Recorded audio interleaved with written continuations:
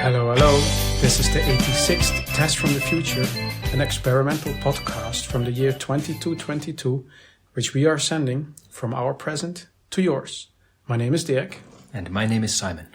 And we're putting the past in podcast. And today it's not just me and you. Oh no. We have a special guest, the guest that we met last week in Fizzles. Mm-hmm. A round of applause for Michael. I guess we'll clap. Thank you. Hello. Hello, Michael. Michael, I realised I kept calling you Mike last time. Is it okay if I call you Mike, or do you prefer Michael? Mike, Michael, Mickey, whatever. Yes, it's all fine. Okay, cool. And for the listeners that didn't listen to our last episode, Michael's from the moon and is wearing a space helmet because that's what the brochure says. Exactly, to protect him against the nasty smells here on Earth. Exactly. So that's you're still wearing the helmet, Michael? Yes. I was advised to keep wearing it. It's kind of a quarantine thing, you know. Works both ways, you know. You don't want to get any nasties that I've brought down from the moon and vice versa, you know. So yeah, I can imagine. We have all kinds of atmosphere here on Earth.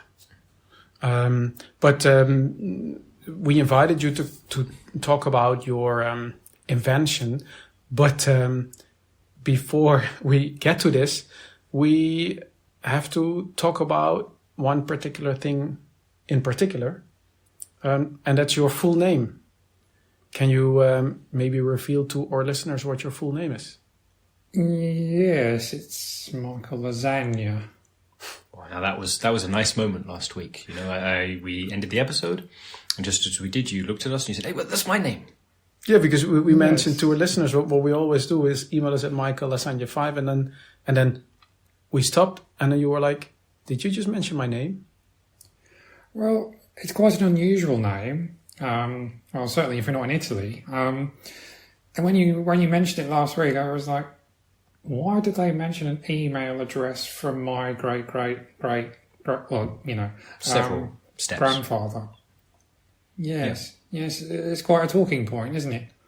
Yeah, It's. I mean, I've never met anybody called Lasagna. And when we had that email address, somebody just makes something up. Well, I was thinking, I didn't realize it was a real name. I thought someone just liked lasagna.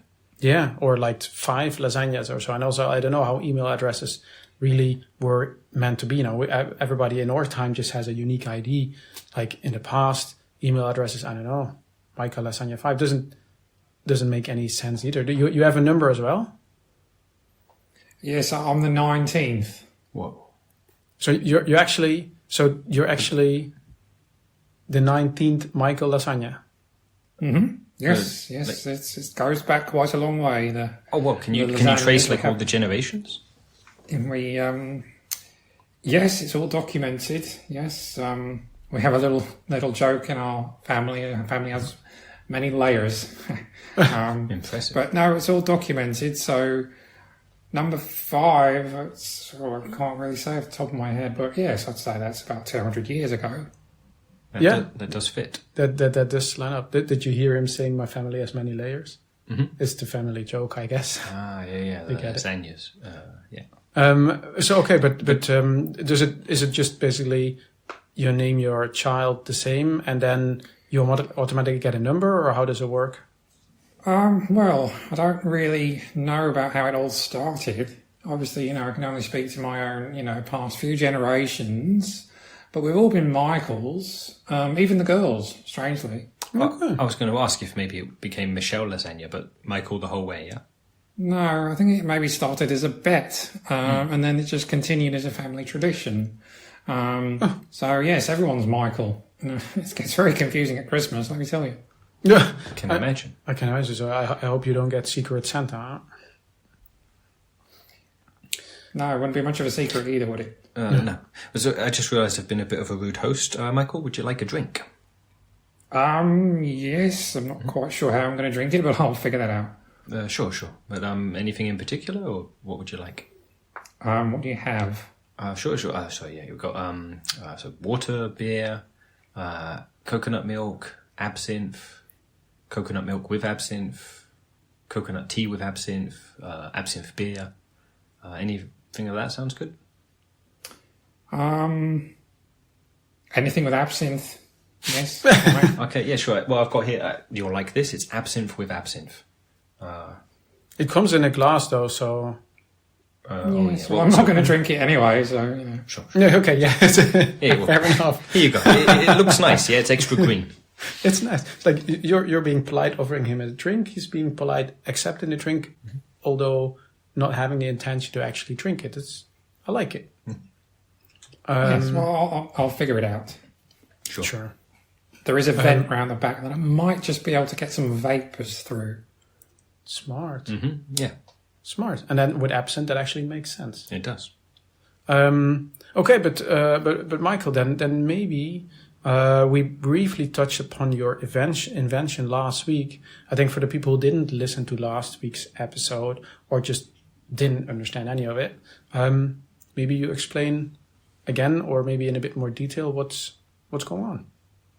Yes, well, when I met you last week in the bar, I had actually invented a product, the name of a product,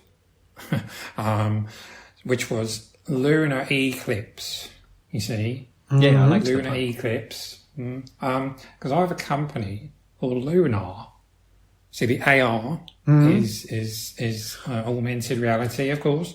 And I just wanted to come up with this product. With this And name. moon is something with moon, and AR is then... That's the augmented reality part. Yes, well, I have this rather expensive laboratory on the moon. Okay. In the Sea of Tranquility. I do have a swimming pool. So I have all these people who I employ, but I don't actually have them working on anything. So they came up with this name, and I'm trying to sell it down here on Earth. Yes, it tested very well with marketing. Okay, like the name tested Lunar very well with Eclipse, marketing. It's very clever. But I didn't actually figure out what it was until the other day. Okay, so you figured it out. Oh, cool. Do we get the big reveal on our show? That would be extra cool. That would be extra cool. So, shall I reveal what it actually is now? Yes, please. I would love to have some drum roll. We can. I could do one on the desk here. And then. Well, myself being a bald chap, I hadn't it's not noticed. something that I actually thought about It's hard until to I was lying in the bath, thinking, wouldn't it be wonderful if everyone would see me with a beautiful, shiny head of hair? Sure. So the lunar eclipse links in with your lens through the AR, Yeah. providing everyone around with a beautiful view of your luscious locks. And of course you can choose whatever you like, you know, you can choose your hairstyle every day. So is this something that only bald people could use, or could everyone use it? Well, you see, the idea is it clips onto your existing hair. Okay, so it's not for bald people. Or at least, I mean, So, not well, complete- yes, not this completely is bald anyway. the problem I'm having myself, I'm trying to work out where I can actually clip it. You can clip it on I am your working ear, on a but- version that goes on my eyebrow, which is a little uncomfortable. Sure. Maybe like in the form of an eyebrow ring. That could work. Yeah, but then Perhaps, yes, if I can shrink it small enough. Okay, yeah. Used to, not yet. But no, the idea is a hair kind of clip. So is it, you know, projecting the AR image of whatever you desire to show for your hairstyle on that particular day. Okay. I mean, that sounds promising. I can imagine a lot of people wanting that. Really? Yeah. Okay. Okay, sure. Sorry. I can't really put an aside here, but I'm going to put an aside. I'm just being polite. Okay, sorry. Anyway, let's go on. But I mean, I can imagine, like, because you got the name first, it needs to be something that A, clips, and B is something electronic. E-clip. Yes, exactly. Yes, that's it. Hit the nail on the head. Mm-hmm. Okay, and then augmented reality from Lunar. So it's basically you already knew kind of what needed to be featured in, and then what it actually does, and it links up with the lens of the people seeing you. Yes, exactly. So if you look in the mirror, you'll see your own hair, obviously, but everyone else They'll see whatever you want them to what you see. want them. And sure, it being augmented reality, presuming now, can you do more creative things? So rather than it simply being static hair, you could have, for example, a Medusa head with snakes wriggling around, or spaghetti hair, with meatballs bobbling down and rolling off into infinity, stuff like that. Oh yes, I suppose yes. It's all possible. Yes, Sure. I mean I'm considering selling different packs for different kinds of historical hairstyles, things like that, different themes. Sure, yes, of course. It's all possible. Yeah, seasonal ones, like Halloween and solstice and things like that, yeah. Oh yes, you could make your head look like a pumpkin, if you wanted. Very cool. Because I was wondering, I think the nice thing is you first came up with the name, then you came up with the actual product, and now I think the next step would be to find a target audience, like who would want this. I mean, your own market, I guess, yeah. So initially, you're thinking people who are bald. Well, there is that angle, yes, with the bald community. Yes, I mean, some people like being bald. I don't have a problem with it myself particularly, but there are certain individuals that would like to show their hair off to other people. It can be quite a sensitive topic for these kind of people. So yes, it's all there. I mean, you can have just a shaved head image. If you have really, really horrible hair, it's whatever looks good on you. You mean like if you haven't had a haircut in a while, or it's a bit messy or greasy or whatever, you can cover it up.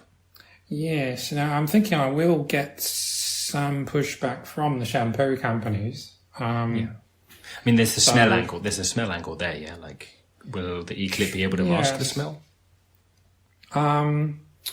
Not planning to, although some kind of deodorant attachment could be possible, I suppose. I'm sure that's the advantage of it being a hair clip, like up on your head, that it could affect the smell directly. Yes, I mean, I think we would recommend people actually do wash their hair at least once a week. I mean, sure. At least for achieving adhesion with the clip. I'm trying to find out the unique selling point versus the cyborg chips that lets you program your hair. Well, right? with the cyborg chip, it's actually changing your hair into whatever you want. And this is augmented. This is just pretending over the... this is much faster to change over the top, yeah? Because to grow your hair out into Medusa snakes, that'll take a few days. With this, you can, I presume, Michael, yeah? I presume you can change it much more quickly. It's going to be faster and cheaper. Mm-hmm. Well, yes, it's cheaper, is certainly... Less commitment, yeah? You don't have to feed those things. The angle. Yes. I mean, it's... I'm aiming this to be a budget product, for anyone to pick up. It's made on something you can just get hold of, from a vending machine, that kind of thing. Right. Yeah, I mean, the thing is, of course, to actually make it, that still all needs to happen, of course. And Simon and I have a little bit of experience with technology, because did we mention it last week that we're recording this podcast and sending it back in time? You did mention something, but I thought you were joking. No, it's for real. And we've been doing it for over a year now, so we have so much experience. It's actually true. What we're doing right now, we're recording this, and I will send it back in time, and it will actually disappear here. So the recording itself, it will actually be gone, but the people 200 years ago will actually hear this. They're listening to us right now. Yep, as you hear us. And then they will send us an email saying, 86, we loved your show. We would love to try a lunar eclipse, for example. And that's where you might have another audience, Michael. Although you can't send your product back, but at least you would have people excited about it. Oh, yes, that sounds wonderful. Yes, maybe even my great whatever grandfather would be hearing this. Yep. That would actually be interesting, because if people send us emails, they send it to that email address, and then they will actually speak about their descendants Although so far I haven't noticed Michael Lasagna 5 actually reading any of the emails that he's getting on his address. I mean, he answered in the beginning a few times, right? Saying, stop spamming me. Right, but then since then, nothing. Mm-hmm. But because, as Simon mentioned last week, we were also interested in getting sponsorships. But so far, we actually haven't found anybody. We found one We had sponsor. one from the past. Like, no one from our time sending sponsorships back in time, but someone from 200 years ago. Yeah, but they were trying to make us sell meat products, which we then didn't do. It was too grisly for words. Yeah. But if we get sponsors from our time, then your target audience will be 200 years ago. I'm not sure if that's part of your marketing mix, Michael. Well, if they can't buy the product, then no, it's not really, not much good. Oh, but maybe I didn't. Well, I definitely didn't explain it last week. I had this idea, Michael, where, okay, you can't sell it to the people 200 years ago, yeah? But you get them excited about it, so much so that they tell their children about it, and then they tell their children, and they tell their children, and so on, generation after generation, so that when it comes to 200 years later, when you actually introduce the product, it's like you're meeting this need, this desire that's been building up for decades or centuries even. That was my idea anyway. Maybe you run with it. Right. Well, I would hope it meets all their expectations after 200 years. I'm not sure, you know. Sure. Setting expectations could the be wheel tricky. here, you know. It's something that I invented just to make some money, you know. But I have a laboratory on the moon that's not really doing anything. So, but what they could do is basically invest, and then expect a return for their whatever descendants in 200 years. So by the time these 200 years have reached our time, this investment has. I think we may be, Dirk, I think we're building it up a bit too much for what Michael wants. Yeah. Okay. Yeah. Right. You lost me there. Sorry. That's okay. Sorry about that, Michael. We get carried away sometimes. Yeah, but I mean, then, I mean, you were prepared to be a guest on our show, so I would just say, dear listeners, in 200 years, get ready for the lunar eclipse.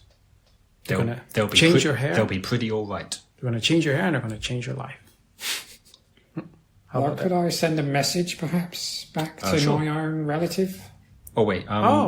You mean like, so we, yes and no? Yes, you can, so long as it's basically inline audio in this podcast. We can't send like emails back or anything like that. But you can address Of course. the fifth Michael Lasagna. Yep. Do you already have a message?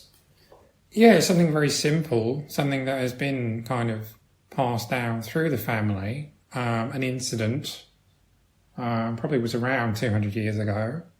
Mm-hmm. So I don't know if I'm affecting the future by sending this message back in the past. Don't worry about it.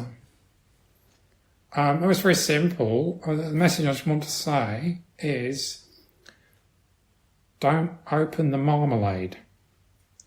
Okay. Hopefully Michael Lasagna 5 hears Yes, that's it. That should be clear. Mm-hmm. I don't know what it means.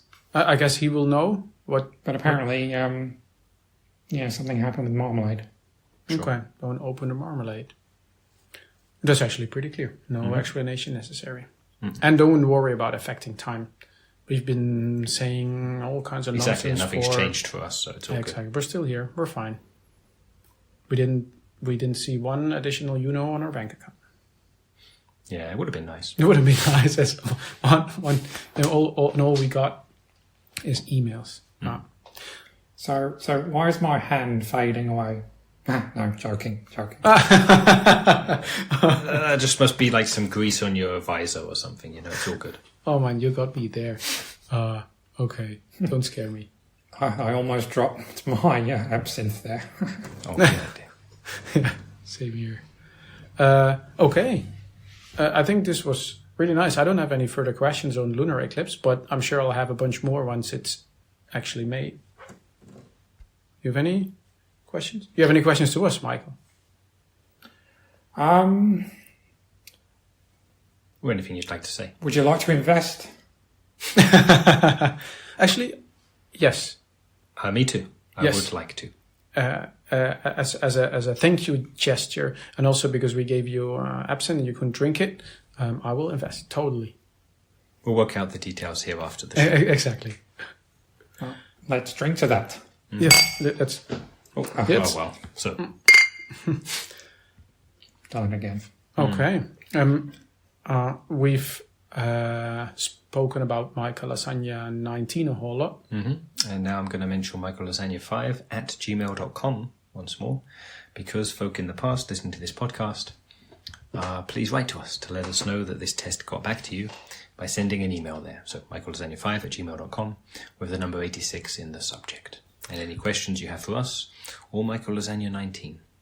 You can put those in there too. Interesting. If you have any questions for Michael Lasagna 19, email Michael Lasagna 5. It'll get there. And while you email him, tell him, don't open the marmalade. Pass the message along. And don't email michaellasagna19 at gmail.com, because who knows where that goes. No, I get enough spam already. Exactly. All right. Okay. Then thanks, Michael, for being a guest. And Thank you. Thanks to our listeners. And see you in 2 next years. Bye-bye.